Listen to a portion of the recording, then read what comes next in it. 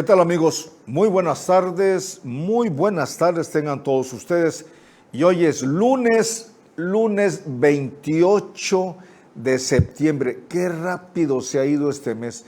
Bueno, qué rápido se nos han ido todos estos días ya. 28 de septiembre del año 2020. Tenemos una temperatura allá afuera de 32 grados centígrados. Hoy anduvimos más o menos sobre 38, 40 grados. Ahorita, a esta hora de las 6 de la tarde, tenemos una temperatura de 32 grados centígrados. Bueno, y lo que habíamos comentado en otros programas anteriores, desde que se publicó la famosa consulta al pueblo de México para que votaran sobre la procedencia del juicio político y procesar a los expresidentes de México desde Carlos Salinas hasta la fecha. Como ya lo habíamos dicho anteriormente, es inconstitucional.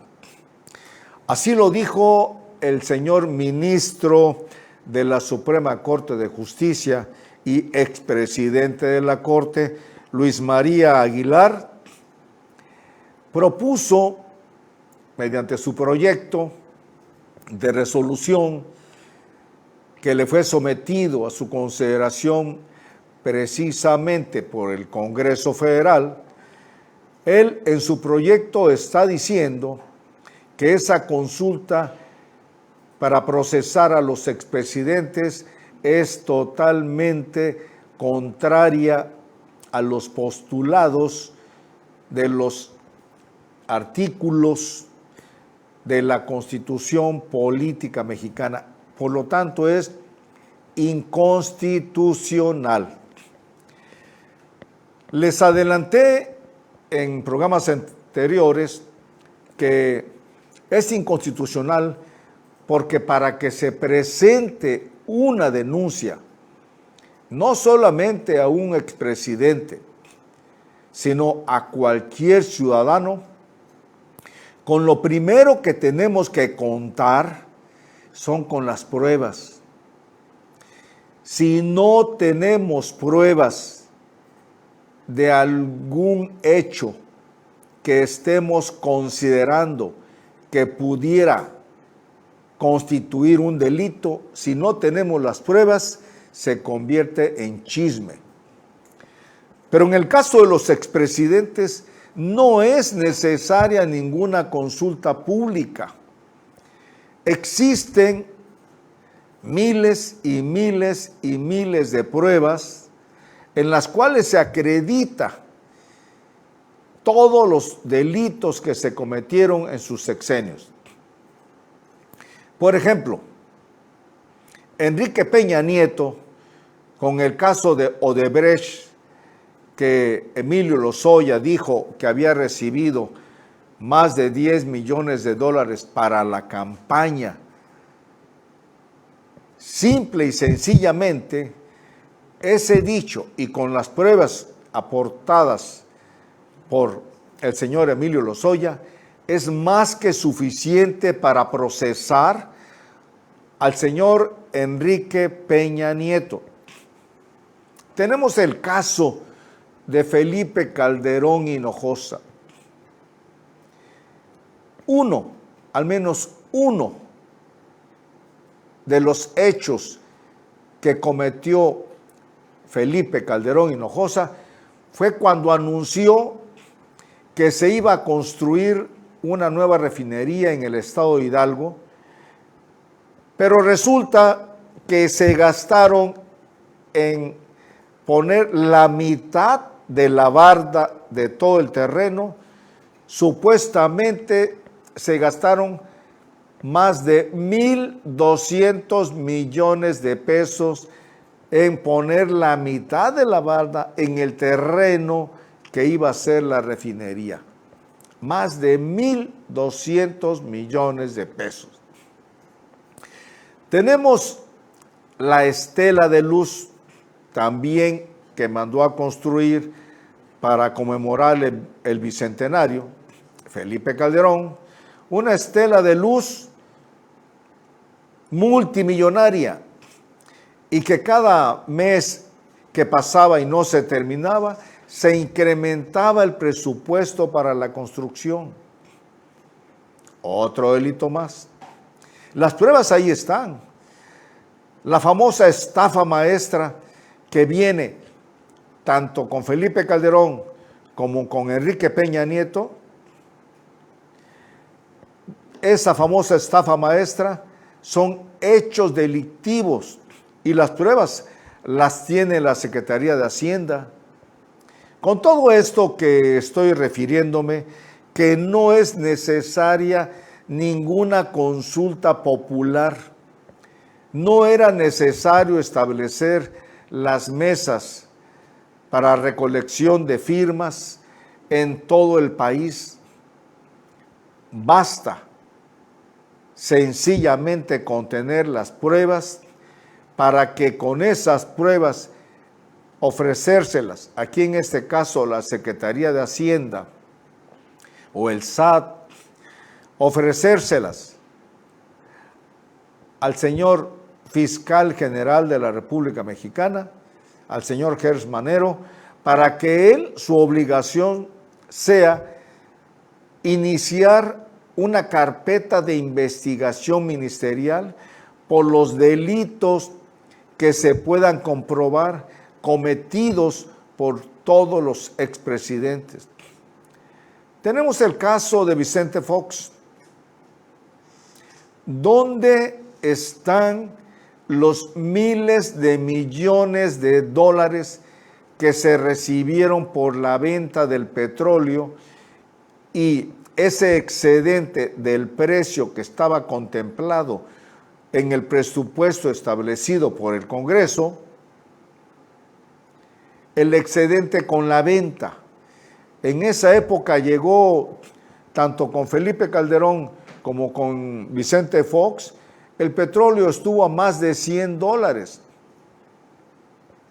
¿Dónde quedó todo ese dinero?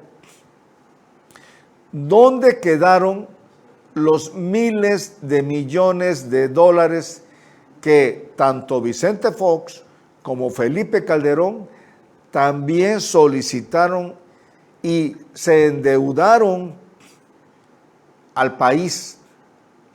¿Dónde quedó todo ese dinero, esos miles de millones de dólares? De eso es lo que deben rendir cuentas. Hay muchos hechos ilícitos que tanto la Secretaría de Hacienda como la Unidad de Inteligencia Financiera tienen en sus archivos las pruebas suficientes para presentar las denuncias correspondientes y que la Fiscalía General de la República actúe en consecuencia. Por lo tanto, no es necesaria una consulta popular y así lo estimó el ministro Luis María Aguilar, quien en su proyecto está manifestando que es violatorio a la Constitución Política Mexicana.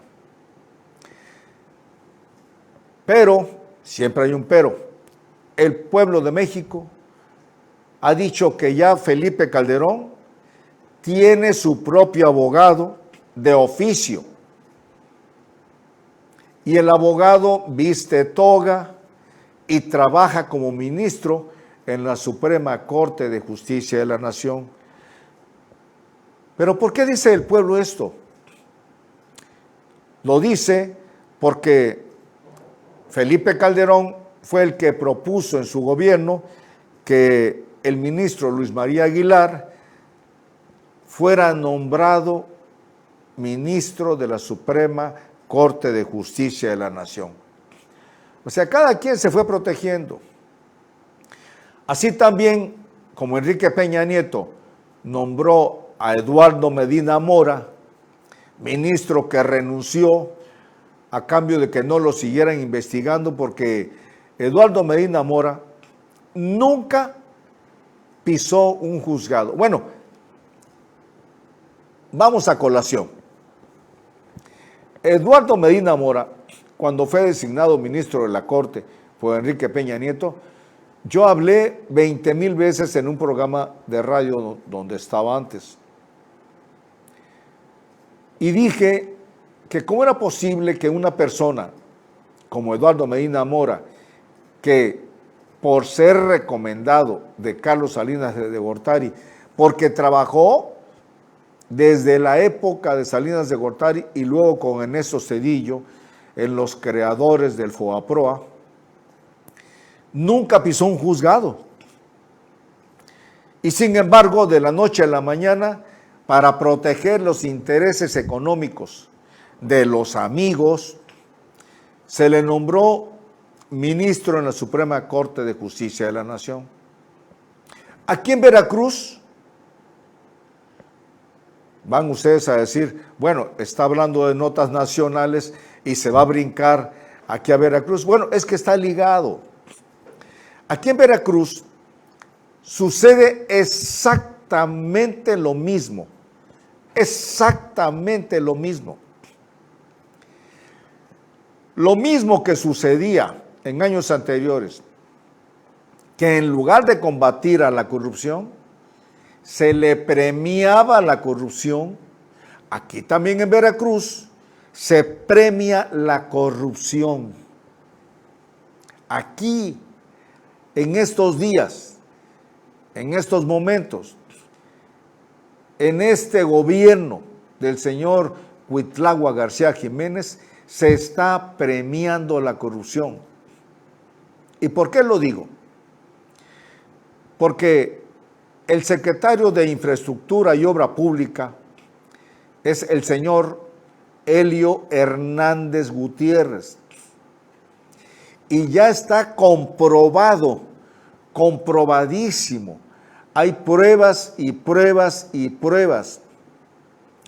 Hay señalamiento de diputados federales del mismo partido del actual gobierno, diputados federales de Morena, acusan al señor Elio Hernández Gutiérrez de la gran corrupción en la contratación de obras públicas del gobierno del Estado.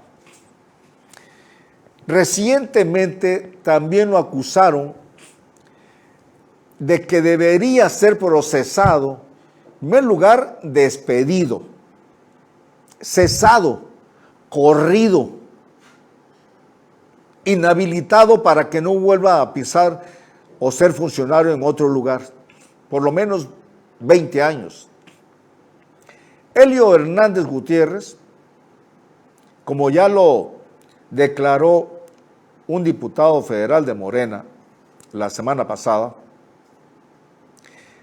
no ejerció más de 1,300 millones de pesos del presupuesto federal que llegó a la Secretaría que él no dirige, que él está deshaciendo. Tienen ustedes en pantalla el rostro cínico del señor Elio Hernández Gutiérrez. Yo quisiera que un día él me dijera, licenciado García Urbina, no tiene razón. Ya hemos pasado aquí en pantalla las obras que han costado vidas allá en el municipio de Córdoba, Veracruz, la carretera de Córdoba. También Elio Hernández Gutiérrez, una obra que dejó tirada allá en Coatzacoalcos, Veracruz, otra obra que dejaron tirada allá en la Sierra de los Tuxtlas. En fin, obras y obras que todas Él ha ordenado que se paguen, ha autorizado que se paguen totalmente como si se hubieran concluido. Mas sin embargo son obras que no están terminadas, obras en las cuales ha costado la de Córdoba, por ejemplo, costó la vida de una niña de 2 años. Sus padres, el papá y la mamá, conducían su pequeño auto en la noche, 9 de la noche, y se fueron a esa hondonada, a esa obra inconclusa. Ahí se fueron. Se acusó, se presentaron las pruebas, esa obra él ordenó que se pagaran y no está terminada. La otra obra de Coatzacoalcos, Veracruz, donde el diputado federal, también de Morena, allá en Coatzacoalcos, Veracruz, denunció que ese bulevar no estaba terminado y que sin embargo,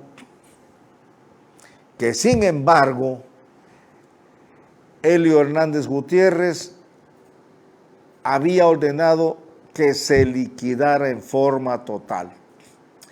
Así también, aquí en la carretera entre Poza Rica y Tihuatlán, se hicieron plantones de las empresas constructoras y empresas arrendadoras de maquinaria, porque el señor Elio Hernández Gutiérrez, lo único que ha hecho desde que llegó a la Secretaría de Infraestructura y Obras Públicas del Estado, son negocios sucios. ¿Dónde están las autoridades? Lo hemos venido repitiendo todos los días. ¿Dónde están las autoridades de Veracruz? ¿Dónde está el Congreso? ¿Dónde está la Fiscalía General del Estado?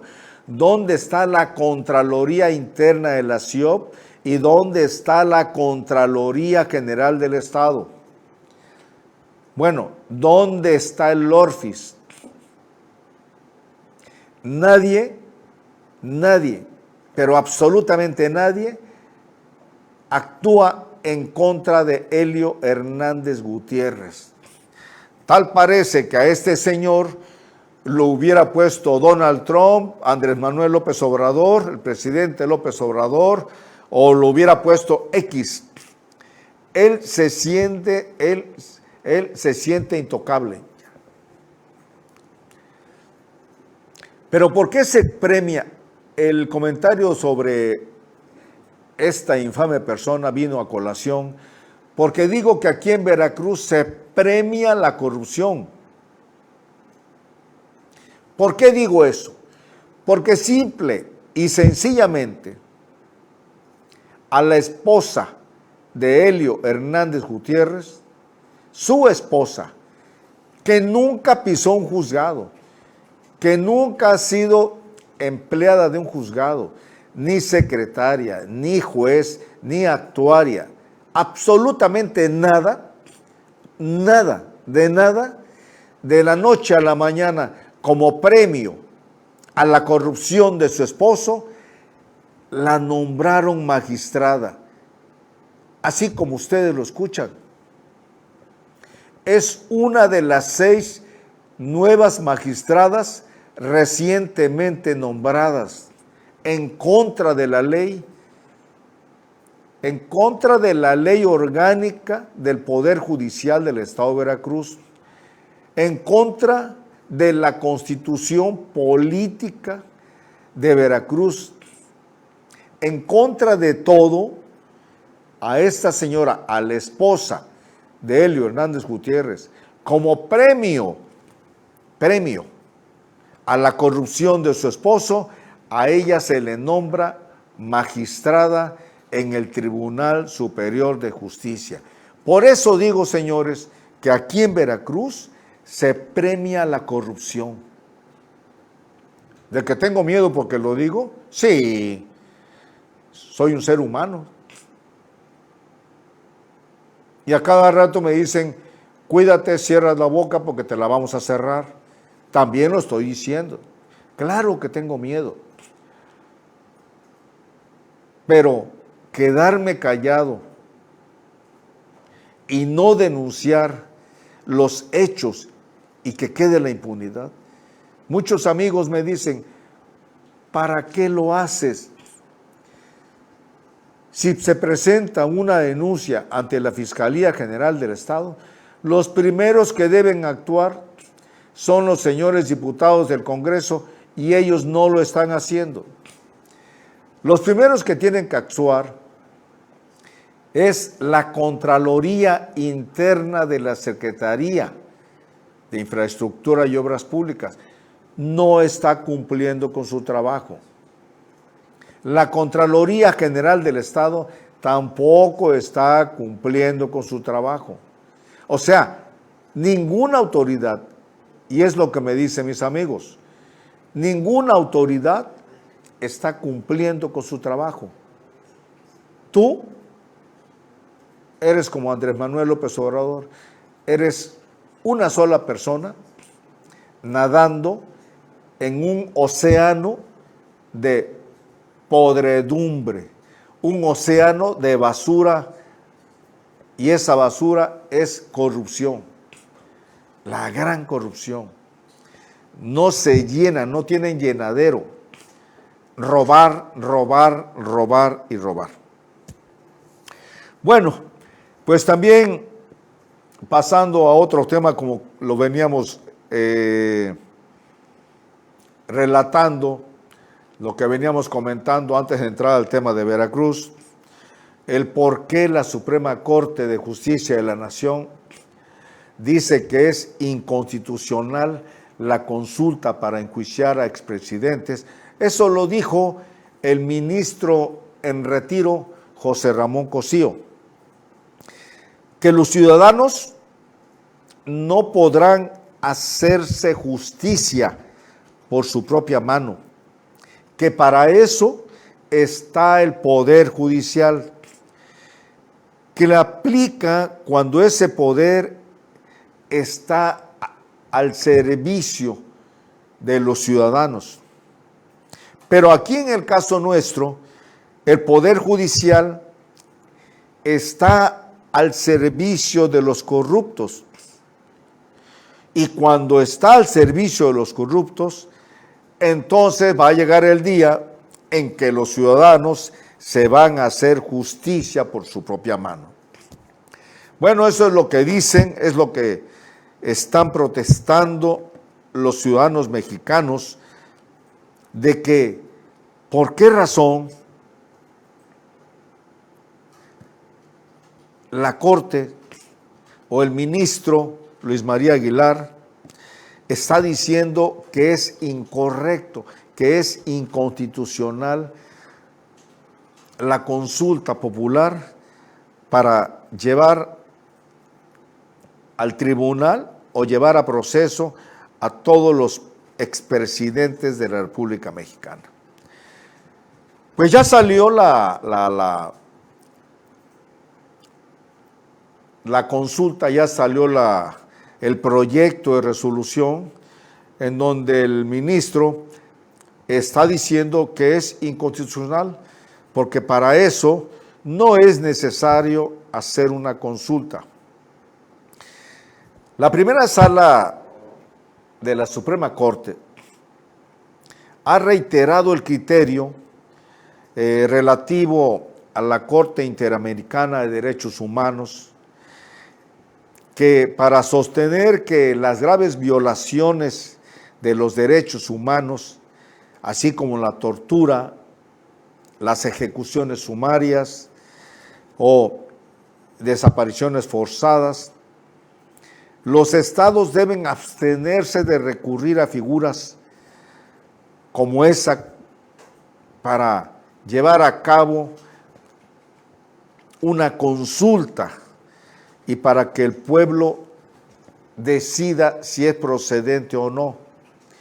No es procedente la consulta popular para hacer exigibles estos derechos, Pues la Constitución Política Mexicana y las leyes establecidas en forma tajante, claramente permiten establecer a todas luces que los derechos de todas las personas y sus garantías constitucionales de protección, por lo que en caso de que exista conocimiento y se dé noticia de que se ha violado un derecho o se han realizado violaciones generalizadas de derechos humanos o crímenes contra la humanidad, es una obligación del Estado mexicano investigar esas denuncias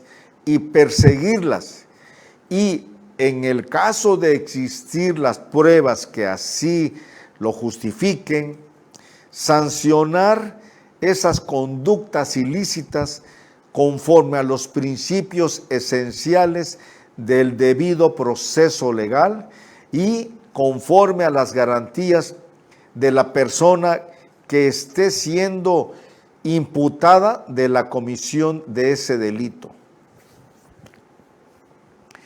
El artículo 21 constitucional establece que la investigación de los delitos corresponde al Ministerio Público y a las policías, las cuales actuarán bajo la conducción y mando de el Ministerio Público en el ejercicio de su función.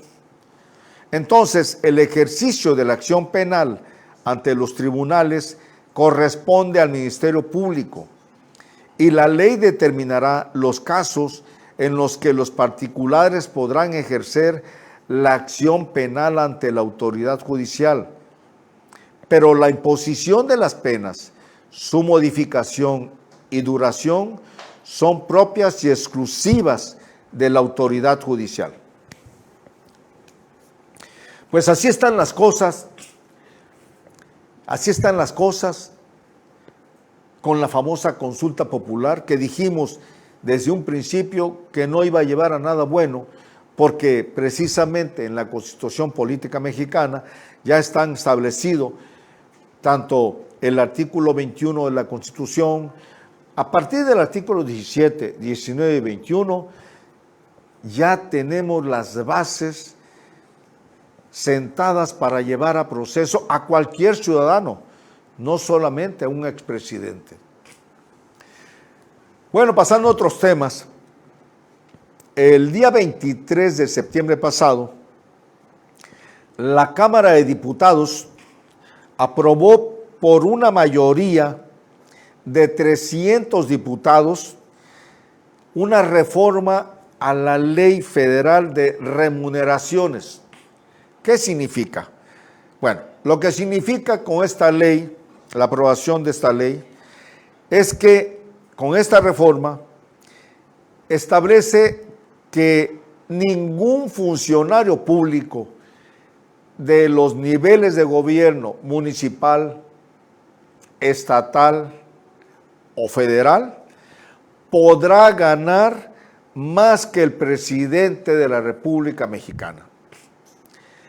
Esta reforma sustituye a la norma aprobada en noviembre del año 2018 y salió adelante con la aprobación general de 300 votos a favor, los cuales fueron emitidos por los diputados de Morena, del Partido del Trabajo, Movimiento Ciudadano, el Partido Verde Ecologista de México y el Partido Encuentro Social. Mientras que los 64 diputados del PAN y del PRD votaron en contra. Los diputados del PRI se abstuvieron, no votaron ni a favor ni en contra. Se quedaron calladitos porque dicen ellos que calladitos se van a ver más bonitos. Entonces, ¿para qué se les está pagando una cantidad? Casi se llevan al mes 400,000 pesos los señores diputados federales para que ni siquiera hagan su trabajo. Pero lo más grave del asunto de estos señores diputados federales y también los diputados locales, el fracaso de nuestro sistema político nacional se debe al 99%, este fracaso, al 99% de la culpa que tienen los señores diputados, ya sean locales o federales, y los señores senadores. El gran endeudamiento que tienen México se debe a que los señores diputados federales, cada vez que se les sometía a su consideración el hecho de pedir un préstamo al extranjero, los señores diputados federales levantaban la mano como monitos, como changuitos, con su platanito, levantaban la mano aprobando esos préstamos que cada expresidente ha venido pidiendo.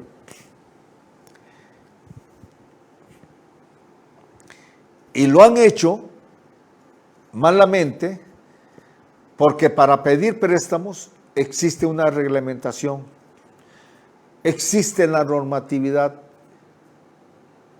la cual se han dedicado a pisotearla. Una vez que llega el préstamo, no le han pedido cuentas al presidente en turno, no le han pedido una rendición de cuentas para qué se ocupó el dinero de ese préstamo. Lo mismo sucede en Veracruz y en todos los estados de la República Mexicana. Imagínense que faltando 5 días para que dejara el gobierno el señor gobernador Miguel Alemán, solicitó y endeudó, fue la primera deuda que se dejó, endeudó al estado de Veracruz con 5,000 millones de pesos, los cuales le fueron entregados en las últimas 72 horas de su gobierno. Dicen los que estuvieron ahí, a mí no me consta, porque quizás me hubiera tocado algo, que de los 5,000 millones de pesos para que aprobaran ese crédito, ese préstamo, el señor exgobernador Miguel Alemán le entregó a los diputados locales de esa época para que se repartieran entre todos los diputados 1,000 millones de pesos. Pero los otros 4,000 millones no rindió cuenta porque eran los últimos 3 días de su gobierno. Cuando le faltaban 5 días, pidió el dinero y faltando 3 días le entregaron el dinero. ¿A quién le iban a pedir cuentas? A nadie, porque ya el señor exgobernador Miguel Alemán ya se había ido. O sea, recibió la maleta de dinero y los diputados locales de Veracruz, en esa época, la persona que movió los hilos y el que la autorizó y todo eso, fue el diputado Amadeo Flores Espinosa, que hoy en día, a cambio de eso, a su hijo, que tampoco nunca fue miembro del Poder Judicial, a su hijo también lo nombraron magistrado, el licenciado Amadeo Flores Villalba. ¿Por qué? Porque su padre fue el que hizo, como diputado local, el que movió los hilos y todo lo que usted quiera, tramitó, siendo presidente de la mesa directiva de la Cámara de Diputados, el préstamo de 5,000 millones de pesos. se le premió la corrupción. Bueno, pero en todas partes seguimos con lo mismo. Por ejemplo, la portada de hoy. La portada de hoy de Vanguardia de Veracruz, el diario Vanguardia de Veracruz, establece que hay un presunto daño patrimonial por 78 millones de pesos. La portada anuncia o da a conocer que el Ayuntamiento de Tecolutla, Veracruz, destinó 47 de 51 contratos a solo 8 empresas por adjudicación directa, sin licitación. Quiere decir que no concursó las obras, él de puro dedazo, por sus pantalones, el señor alcalde de Tecolutla dijo, tengo 51 obras para hacer este año, pues de 51 obras, 47 se la voy a dar a las empresas de mi compadre. Entonces, hay un probable daño patrimonial y se observa en la cuenta pública 2018 del Ayuntamiento de Tecolutla por más de 78 millones de pesos. Pero ahorita van a ver ustedes también en la misma sintonía lo que dice el Orfis en lo relativo al Ayuntamiento de Poza Rica. Ahorita van ustedes a ver cómo el Orfis también le está fincando responsabilidades al Ayuntamiento de Poza Rica. De 123 obras, de 123 contratos de obra pública en el municipio de Poza Rica, ahí lo tienen ustedes, no son palabras mías, y es el documento original del Orfis.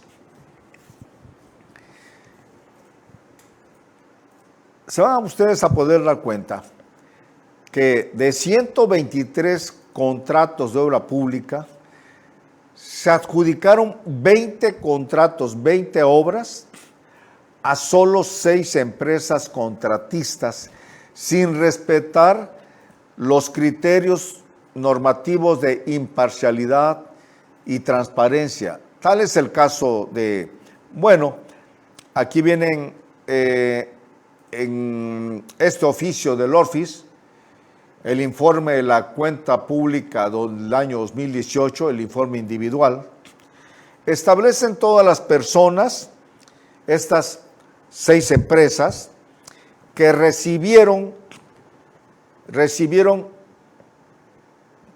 más de 20 contratos, recibieron 20 obras, y lo más increíble es que nadie esté reportando nada. Se siguen saqueando las arcas municipales. Tanto los presidentes municipales han aprendido. Han llegado, conozco muchos presidentes municipales que han llegado con una mano atrás y otra adelante, y al año ya son millonarios. Presidentes municipales que se han comprado hoteles. Increíblemente, de la noche a la mañana, por eso es la ambición por el poder. Porque quieren salir de pobres de la noche a la mañana. Estuve en una reunión virtual precisamente el día de hoy, y en esa reunión virtual entre el Sindicato de Empleados y Trabajadores del Ayuntamiento de Poza Rica y el Ayuntamiento, en esta reunión virtual estuvo el señor presidente municipal, la señora síndica, el contralor, el oficial mayor, la tesorera, el director del Departamento de Recursos Humanos. Ellos, les quiero mencionar algo, ellos desde el mes de marzo de este año, hace medio año, hace 6 meses, el sindicato les entregó el pliego petitorio para la renovación de su contrato que contiene las condiciones generales de trabajo. Hace 6 meses. Hoy fue la primera reunión virtual. Y lo primero que dijo el presidente municipal: no hay dinero. Debido a la pandemia, no tenemos un solo centavo para ofrecerles de incremento. No hay dinero.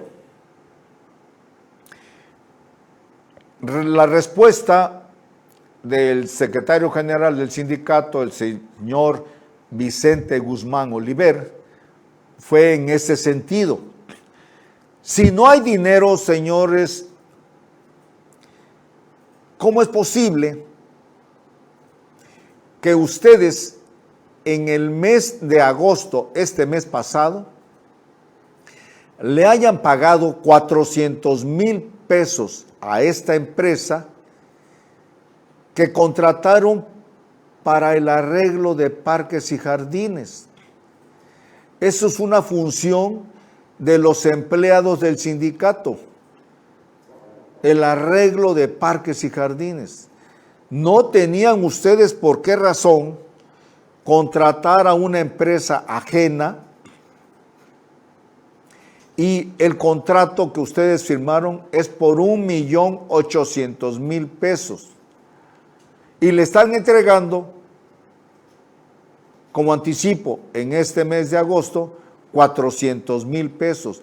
¿Cómo dicen que no hay dinero para aumentarnos absolutamente un peso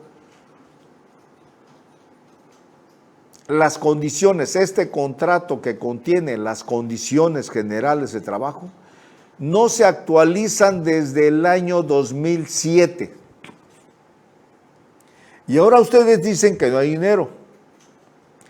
Mas, sin embargo, también tuvieron dinero para en el mes de julio, solamente en el mes de julio, pagar 400,000 pesos de comida a funcionarios.